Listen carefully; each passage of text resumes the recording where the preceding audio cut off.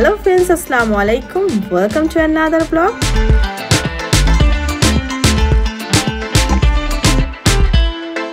এই তৃতীয় দিন রাতে দেখে এলাম মেগা স্টার শাকিব খানের তুফান।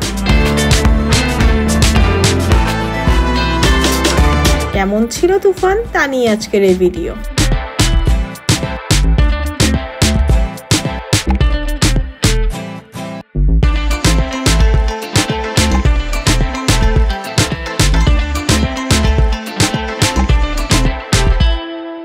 এইসব ঝাপসা প্ল্যান দিয়ে ইলেকশন জেতা যাবে না। আমার প্ল্যান মতো ইলেকশন করো। বাংলাদেশের প্রেক্ষাপটে তুফান মুভির প্লট একদমই নতুন, তবে অন্যান্য দেশের সিনেমা ইন্ডাস্ট্রির জন্য একদমই কমন। একজন স্ট্রাগলার জুনিয়র আর্টিস্ট কিভাবে তুফানের মতো টপ গ্যাংস্টারের সাথে জড়িয়ে যায়, কে এই তুফান, কিভাবে তুফানের উত্থান, কেন তুফান সরকারের গলার কাটা হয়ে দাঁড়ায় এবং তুফানের শেষ পরিণতি কি হয়, এসব জানতে হলে হলে গিয়ে দেখতে হবে রায়হান রাফি পরিচালিত তুফান ছবিটি। তুফানের পজিটিভ দিকগুলো নিয়ে প্রথমে আলোচনা করি। মেগা স্টার শাকিব খানের ধামাকাদার ফেস রিভিলে পুরো হল ফেটে পড়ে।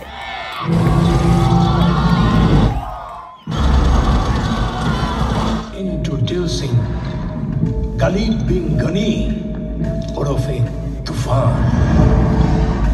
তার সোয়াগ, স্টাইলিশ লুক, ক্যাচি ডায়লগ ডেলিভারি, তুফান হতে অ্যাটিটিউড লাগে, চোখের দৃষ্টি লাগে, অ্যাকশন স্পিড সব লাগে, ফেশিয়াল এক্সপ্রেশন, চোখের এক্সপ্রেশন সবকিছুই ছিল দুর্দান্ত। শাকিব খানকে এই ধরনের লুকে আগে দেখা যায়নি। এখন হইতে পুরো দেশ তুফানের হাতে তুলিয়া দেব। সকল ক্ষেত্রে তুফানের একক ছত্র আধিপত্য মানিয়া লইতে সকলে বাধ্য থাকিবে। Topper of the batch, sharper than the fox. মুভির অন্যতম শক্তিশালী চরিত্র চঞ্চল চৌধুরী। CID আকবর। আমার তো মা আছে, অবশ্য বউ আছে, তার হাতে রান্নার কথা না বলি, শান্তিমতো খাই। তিনি যতক্ষণ স্ক্রিনে ছিলেন ততক্ষণ পুরো স্ক্রিন ডমিনেট করেছেন। মালিকা হামিরার সেই আকরাম না, আমি এসি আকরাম, CID। সেকেন্ড হাফ থেকে শুরু করে পোস্ট ক্রেডিট পর্যন্ত ফানি, হিউমেরাস, সিরিয়াস প্রতিটা সিকোয়েন্সে জাত অভিনেতার ছাপ রেখেছে। একটা যদি সুযোগ পাই তুফানকে খেয়ে দেবো। আজকে তোমায় বড্ড হ্যান্ডসাম দেখাচ্ছে আর আমি খুব রোমান্টিক হয়ে আছি। সূচনা চরিত্রে মিমি চক্রবর্তী দারুণ অভিনয় করেছেন। এসি আকরাম। তুফান এবং সূচনার কেমিস্ট্রি দারুণ জমেছে।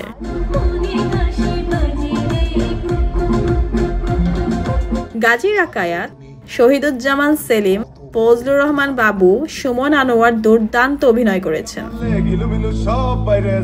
তুফান যা হতে চেয়েছিল তাই হয়েছে, রাক্ষস। আর যদি গলায় না থাকে আমরা সরকার গঠন করব, আমাদের দল।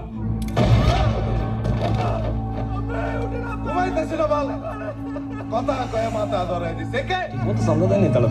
ও তাহলে তো ঠিক আছে। সালাউদ্দিন লাভলুর স্ক্রিনে প্রেজেন্স খুব কম, তাকে আরো কিছুটা সময় দেয়া যেতে পারত বলে মনে হয়েছে। তুই কি ডারে? তার ছোট সংলাপে হলের মানুষজন বেশ মজা পেয়েছে। ওই তুই নিচে ভাই না CID আকবর। সিনেমাতে বেশ কিছু ভালো কমেডি সিন আছে। আলিফ লায়লার, মালিকা হামিরার সেই আকরাম না, আমি এসি আকরাম। আমার ধারণা তুফান রেগুলার বাদাম খায়, আমিও রেগুলার বাদাম খাইছি। সিনেমাতে অ্যাকশন সিকোয়েন্স খুবই ভালো হয়েছে।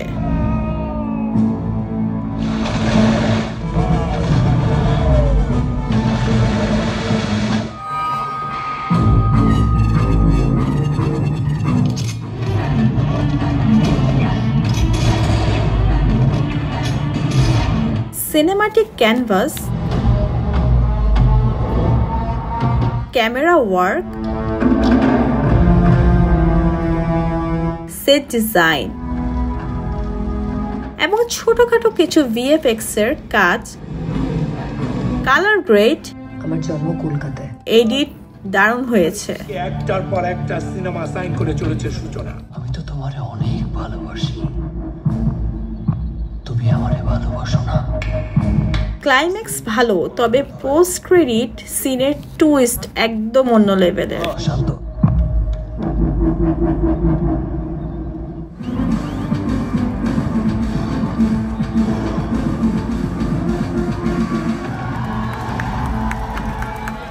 মিউজিক সেগমেন্টে দুষ্টু কোকিল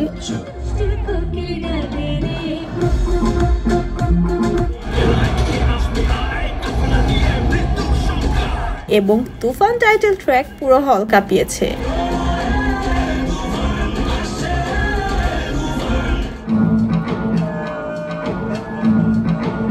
বিজিএমও বেশ ভালো হয়েছে, তবে অনেক ভালোর মধ্যেও তুফানের বেশ কিছু নেগেটিভ দিক আমার চোখে পড়েছে। তুফানের মতো অ্যাকশন থ্রিলার ছবির শুরু থেকেই পিক করা উচিত ছিল, কিন্তু প্লট বিল্ড করতে গিয়ে সিনেমা অনেক স্লো হয়ে গেছে। ফার্স্ট হাফের প্রথম 40 মিনিট বেশ স্লো মনে হয়েছে। ভাই আর কতক্ষণ? ছবিতে শাকিব খান দ্বৈত চরিত্রে অভিনয় করেছেন। ঘাবলা করিস না কিন্তু তুফান বাদে অন্য চরিত্রে শাকিব খানের অভিনয় কিছুটা দুর্বলতা চোখে পড়েছে। খালি আমার ডায়লগগুলো দেন ভাই, আমাকে একটা সুযোগ দেন, আমি অনেক ভালো অ্যাক্টিং করব ভাই। বাহ, রুমটা তো ভালোই করেছে। সূচনা চরিত্রে মিমি চক্রবর্তীর স্ক্রিনে এন্ট্রি এত সাদামাটা না হয়ে গ্ল্যামারাস হতে পারত। ম্যাডাম চাইলে এইটা পরে করবে, অথবা না চাইলে কস্টিউম ছাড়াই শর্ট দিবে, তোমার কোনো সমস্যা? ঘোরাঘুরি করতেছো কেন? তোমাদের মতো ছেলেদের জন্য আমাদের এতগুলো কথা শুনতে হয়। নাও। নাবিলার ল্যাক অফ অ্যাক্টিং ছিল। হ্যাঁ, শান্ত। হয়তো অনেকদিন পর অভিনয় ফিরেছে, তাই এমনটা হয়েছে। তোর আসল নায়িকা কে? তুমি। তুই শুধু কার? তোমার। এছাড়াও শাকিব খানের সাথে নাবিলার রোম্যান্স ওয়ার্কআউট করেনি। একটা অপার সম্ভাবনার অকাল মৃত্যু। খল চরিত্রে মিশা সওদাগরের অভিনয়ে নতুনত্ব নেই। ঘুরে ফিরে সব সিনেমায় তার একই অভিনয় দেখে দেখে বোর হয়ে গেছি। আর এই বুড়া তো হইল একটা রত্ন।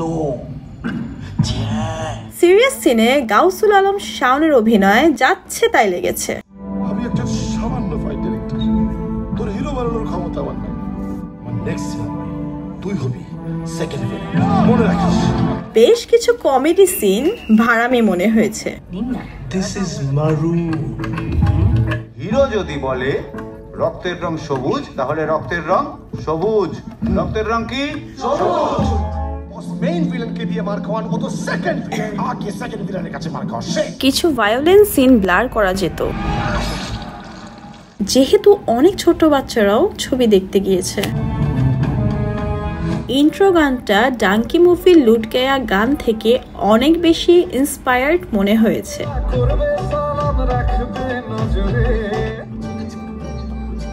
সাকিব খানের লুক অ্যানিমেল থেকে ইন্সপায়ার্ড। কিছু সিন ডায়লগ কেজিএফ এবং সালার থেকে ইন্সপায়ার্ড।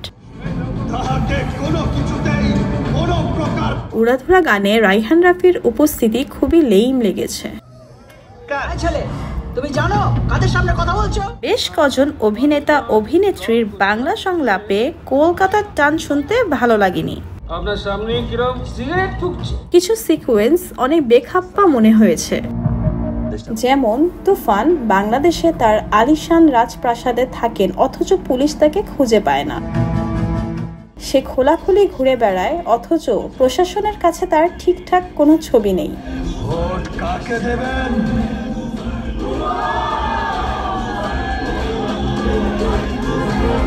এছাড়াও মুভিতে 90 দশকে যে এনভায়রনমেন্ট ফুটিয়ে তোলার চেষ্টা করা হয়েছে সেটাও ঠিকঠাক ফুটে ওঠেনি। বেশ কিছু নেগেটিভ দিক থাকলেও মুভির পজিটিভ দিকগুলোই বেশি। ডিরেক্টর রায়হান রাফি দারুণ এফোর্ট দিয়েছেন। ওভারঅল তুফান মুভিটি বাংলাদেশের প্রেক্ষাপটে একটি দুর্দান্ত কমার্শিয়াল মুভি। আমার রেটিং 10-এর 7। বাই দ্য ওয়ে, শো কিন্তু হাউসফুল ছিল। যারা দেখেননি দেখে আসতে পারেন। বাংলা সিনেমার জয় হোক। আজ এই পর্যন্তই। আল্লাহ হাফেজ।